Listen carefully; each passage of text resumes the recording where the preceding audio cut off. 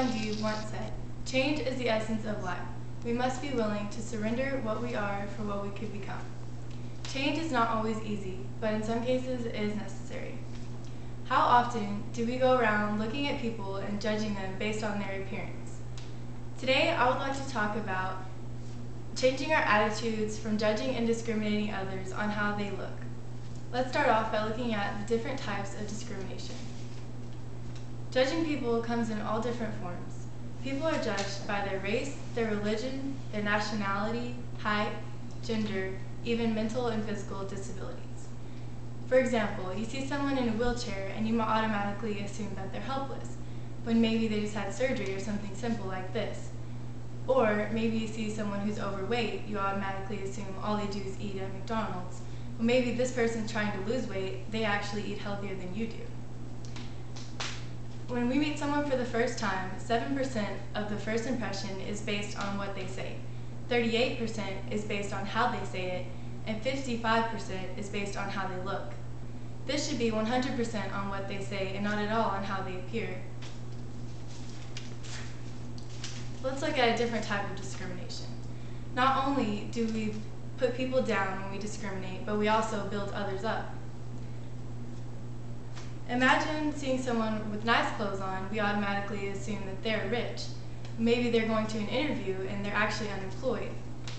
And imagine at this interview that this person is picked for the job over an African American.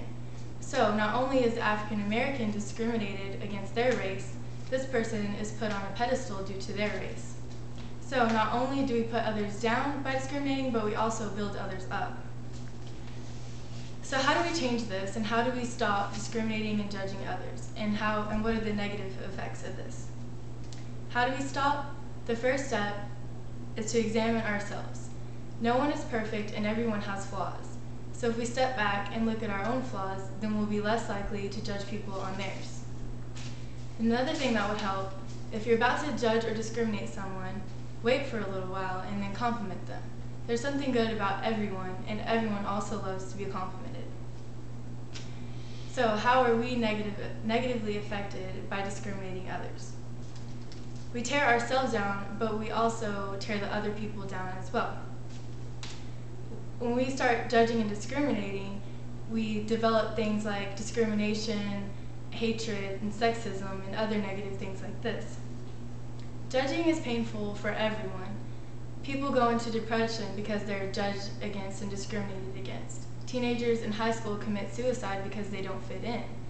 We never know what these people are going through, yet we jump to conclusions and judge them. Knowing these things, let's sum it up on what we have learned and why we should not judge and discriminate against other people.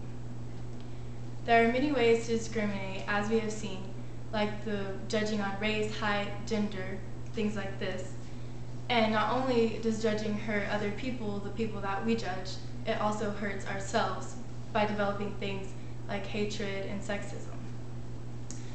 So we need to start looking for things to stop judging and discrimination. I hope today, by listening to this speech, you know the effects of judging and discrimination. I also hope that you will look for ways to stop judging and discriminating other people. Change is not always easy, but in this case, change is very necessary.